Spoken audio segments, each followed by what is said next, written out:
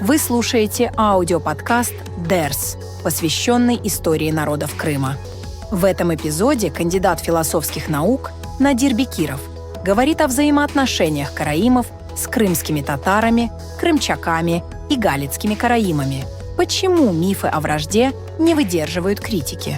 Также мы узнаем, как караимы тайно собирали налоги для последнего крымского хана Шахин-Гирая в изгнании.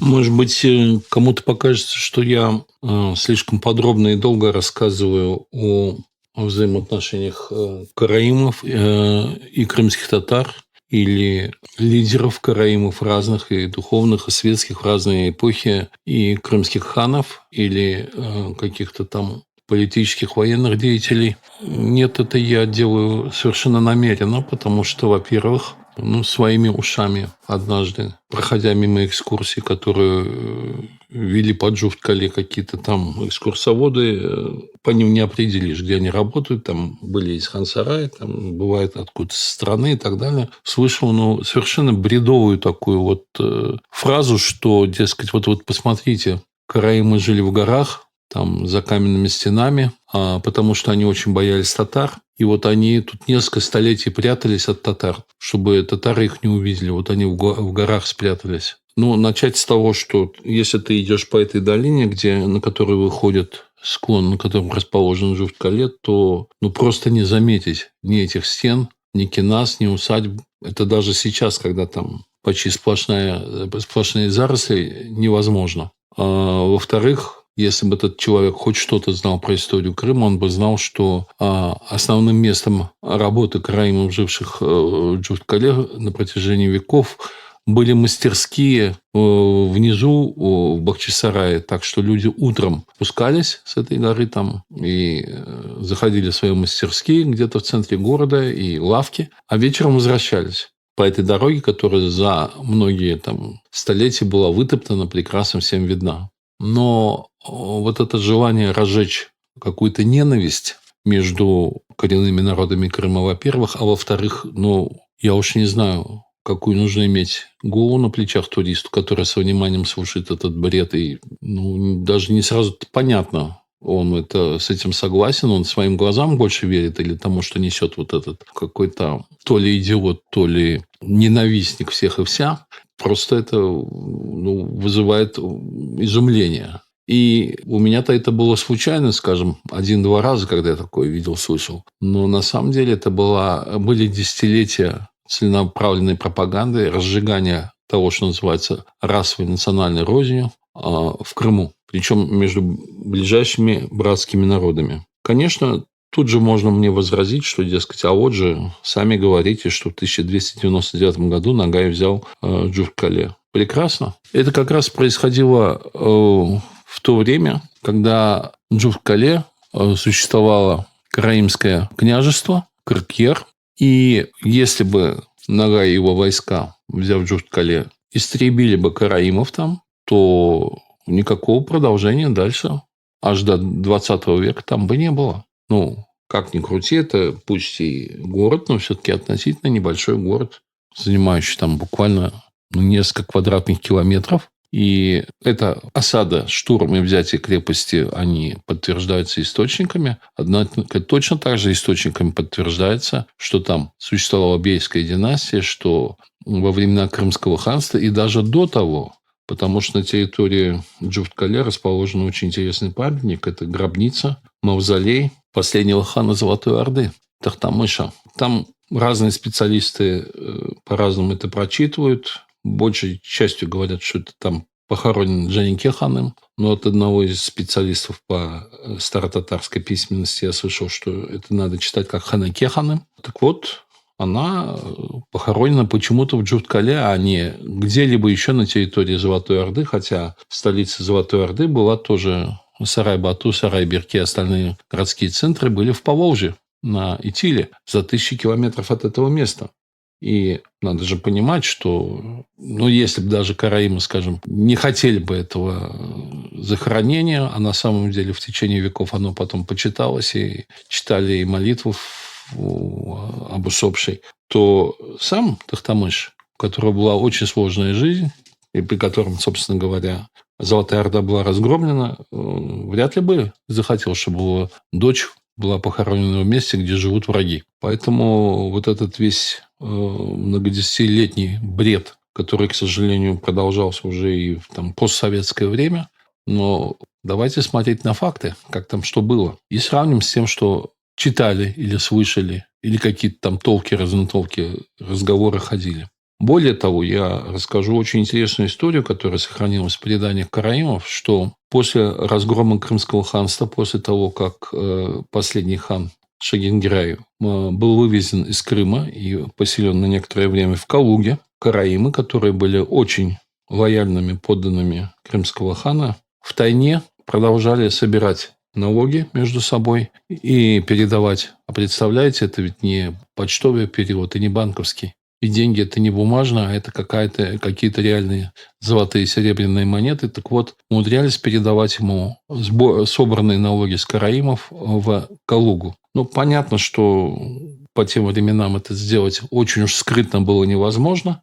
И я не знаю, как это тогда правильно называлось. Уже и охранное отделение появилось позже, там и полиция появилась позже. Но, тем не менее, в Российской империи была служба, которая надзирала за всякими тайными, полутайными делами. Она донесла Екатерине, что вот, смотрите, мы объявили Крым, Крымское ханство частью России. Сам крымский хан низложен, находится там, бог ты знает где, далеко от Крыма. А вот такие нехорошие караимы собирают налоги и передают ему в Калугу. О чем это говорит? Это, во-первых, они не признают нашу власть, во-вторых, они рассчитывают на его возвращение, ну и так далее. Комментариев там могло быть много. И Екатерина II очень интересно на это отреагировала. Вместо какого-либо покарания или наказания караимов она ответила таким образом, что должна восхищаться преданностью подданных своему монарху, которые даже после его низвержения чтут его за своего монарха, проявляют к нему уважение и готовы собирать налоги ради его поддержки. Но время шло. Разумеется, для всех стало очевидно, что восстановления Крымского ханства не будет. Это уже часть России. Светскую власть караимы и свой статус как служащих или там министров при ханском дворе они утратили. Однако же они остались на месте. И вот дальше уже можно сказать, что вплоть до 20 века, да и позже, лидерами караимов становились духовные наставники. Как раз династия Хальфа, первый из которых заступил еще в эпоху только-только ликвидации Крымского ханства, а второй дожил уже и до XIX века и дальше встречался с представителями в том числе и царской администрации. Кстати, для царской администрации сами караимы оказались тоже загадочным народом. И когда проводилось, так сказать, изучение этих территорий, которые только были присоединены к России, и людей, которые там жили, там организовывались в том числе, можно сказать, академические или научные экспедиции, в частности, известный там российский ученый того времени Паллас приезжал в Крым, описывал природу, описывал там хозяйство, людей, которые там живут. Ну, и это был не единственный случай. Царская администрация в том числе попыталась для себя прояснить, что же из себя представляет вот этот народ. Ну, выяснилось, что караим в это время, караимов в Крыму проживает на полуострове около 4000, а в Джутквале как раз около 1200. Была создана высочайшая правительственная комиссия, которая изучила положение в том числе и в караимов в Крымском ханстве, и приняла ряд правовых актов о статусе караимов. Было учреждено караимское духовное управление, и им было позволено избирать своего главу. Сразу после присоединения Крыма к России вождем караев оставался их прежний правитель Беньямин Ага. Он родился в 1783 году, умер в 1824. По приглашению Екатерины он побывал в том числе в Петербурге. Указом от 1795 года императрица приравняла караимов к другим жителям Крыма. Ну, в общем-то, стать подданным царской России в то время не было уж таким супердостижением. Но что тут важно, что по ряду причин разных, это уже отдельный разговор, но достаточно широко известно, что царское правительство не очень хорошо относилось к иудеям и к евреям. В этом действительно ничего хорошего нет, но что интересно, еще во времена царского режима караимы и официально в правовых актах и, так сказать, с точки зрения науки не считались иудеями и евреями. Караимское вероисповедание было признано отдельным вероисповеданием, а караимы не считались евреями и иудеями. В 1818-24 годах в Джурткале побывал Александр I, в том числе в 1824 году он был в гостях у Хаджа Бабовича. Это следующий духовный лидер караимов. И вот эта фамилия Бабовичей, значит, она потом уже с этого момента возглавляла или была долгое время в 3 поколениях духовными лидерами караимов. Вообще, XIX век для караимов был очень интересным.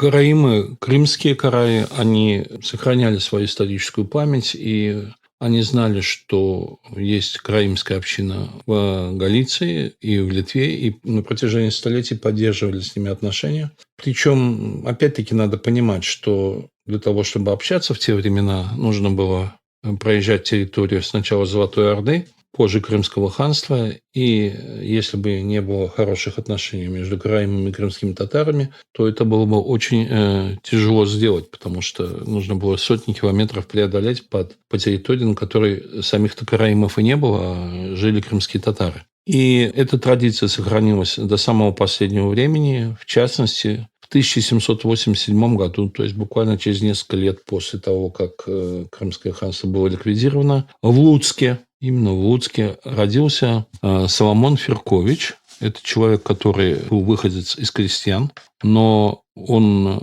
довольно рано научился читать, писать и проявил интерес вот не столько к традиционным занятиям своей семьи, сколько к учебе, собиранию знаний и так далее. И в частности, он приехал в 1822 году в Крым и до конца жизни жил там, умер он уже в Крыму. Но в связи с необходимостью изучения караимов, в том числе это касалось и, так сказать, обсуждения с царским правительством статуса караимов, караимской религии, их культуры и так далее, он совершил целый ряд зарубежных поездок, побывал на Кавказе, в Сирии, в Египте, и привез караимские, теперь уже официальные караимские религиозные книги, собрал их, в конечном счете их и рукописи и так далее, в конечном счете их приобрела императорская библиотека.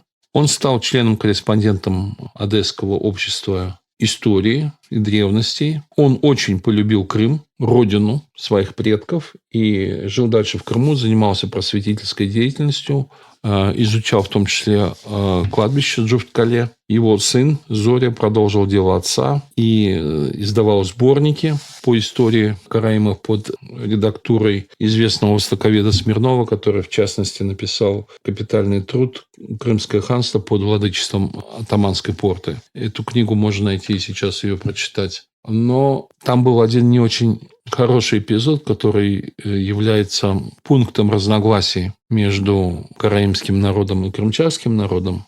Дело в том, что в соответствии с религиозными традициями крымчаков, их священное писание, но и книги, которые вот там не все читали, но кто-то читал, когда они изнашивались, их прятали в отдельное место, и, по сути, они потихонечку там, от ветхости пропадали. Но это старая такая традиция. В общем-то, у каждого народа своя традиция. Так случилось, что в Карасу-базаре Феркович попросил дать ему для знакомства эти рукописи, и потом не вернул крымчакам. У них был серьезный повод, в общем-то, обидеться на это. Но это до сих пор действительно есть пункт разногласий и определенных таких трений между крымчаками и караимами. Я призываю, в общем-то, оба этих народа принять это как уже исторический факт. Благодаря тому, что Феркович все-таки эти рукописи, эти документы удержал у себя, появилась возможность их изучить и в том числе извлечь необходимую информацию для современной истории, в том числе и прежде всего крымчакского народа. Это тоже очень важно, поэтому, к сожалению, не всегда все случается так хорошо, как хотелось бы. что поделаешь, люди противоречивы, и бывает, что одни и те же люди, совершившие достаточно много хорошего в своей жизни, как это сделал как раз Феркович, он в то же время совершает иногда ошибки или неудачные поступки. Хотя, конечно, это очень тонкая и важная материя. Просто надо делать выводы на будущее. Я приведу такой пример, что когда в Северной Америке, в общем-то, практически большей частью истребили коренные народы в конце XIX века, в начале XX, на смену просто тотальному уничтожению, ну и в связи с эволюцией, в общем-то, взглядов, гуманизма и так далее, какие-то американские научные учреждения, даже европейские, остановили, так сказать, эту политику геноцида и стали изучать коренных американцев. Но, опять-таки, тут наломали достаточно дров. В частности, для того, чтобы изучить, вывозили предметы быта, какие-то изделия искусства. И вплоть до того, что было несколько случаев, когда забирали тела умерших, либо не дав их похоронить в соответствии с обрядами и традициями этих народов, либо даже там бывали случаи эксгумации, когда их вывозили. Прошло еще 100 лет, буквально, больше, чем 100 лет. В Вашингтоне был создан огромный музей культуры коренных американцев. Он был создан буквально в 90-е годы. И президент Соединенных Штатов Барак Обама, который тогда был, он пригласил лидеров коренных американцев, принес официальные извинения за все притеснения, политику геноцида, дискриминацию, которая осуществлялась в Соединенных Штатах во время их создания и в последующее время. И священные предметы, которые были изъяты против воли коренных народов и десятки лет назад, они были возвращены. Буквально 2 года назад я узнал, что подобная же акция была проведена одним из швейцарских музеев, который на протяжении десятилетий хранил тело представителя одного из народов махавков, по-моему, и пригласил специальную делегацию, обеспечил условия доставки этого тела обратно в Канаду для его захоронения в соответствии с традициями этого народа. Это было большой победой коренных народов и, по сути говоря, большим шагом к тому, чтобы осознать, что все народы мира, в том числе и те народы, которые не могут себя защитить военным путем или путем международного иска, права которых до последних времен не признавались, они, в общем-то, равноценные народы, и с их культурой, с их обычаями, традициями нужно считаться так же, как и с теми, которые обладают государственными, военной силой, экономической мощью и так далее. Так что был такой эпизод, но я думаю, что он не должен быть сейчас препятствием для сотрудничества между коренными народами Крыма, но и всеми остальными. Феркович купил дом на территории Джуфт-Кале, который до сих пор сохранился, известен как усадьба Ферковича. Он использовался по-разному. В советские времена там жили смотрители. Потом он был объектом посещения экскурсий туристов. Я в нем бывал несколько раз, и даже могу сказать, мне очень повезло. Я несколько раз ночевал в этом доме, в усадьбе Ферковича. В тот период, когда власти, это началось еще в Украине в 1997 году, разрешали караимской общине проводить там международный молодежный лагерь. И был он первый раз проведен в 1997 году. Базой как раз для него была усадьба Ферковича, потому что это двухэтажный дом, достаточно большой, с надворными постройками, огражденный, сделанный из бутового камня, очень красивый в традиционной архитектуре. Там просто не бывало прекрасный вид на всю долину, над которой стоит Джуфт-Кале, и с балкона этого дома даже видно море в районе Севастополя, поверх Крымских гор. Но это отдельная инициатива, которая то удавалась караимской общине, то им в этом отказывали, то разрешали в последний момент, когда было невозможно уже, по сути говоря, ничего большого организовать. Побывали в нем тысячи людей, причем не только караимы за это время. Это были и представители караимской диаспоры, в том числе из Польши, из Литвы, из Австралии, из Франции, из разных мест бывшего Советского Союза. И мне тоже приходилось там оставаться, быть гостем удовольствием участвовать в разговорах, в каких-то праздниках, в каких-то мемориальных мероприятиях, выступать там. Ну, это совершенно неподражаемое и непередаваемое ощущение.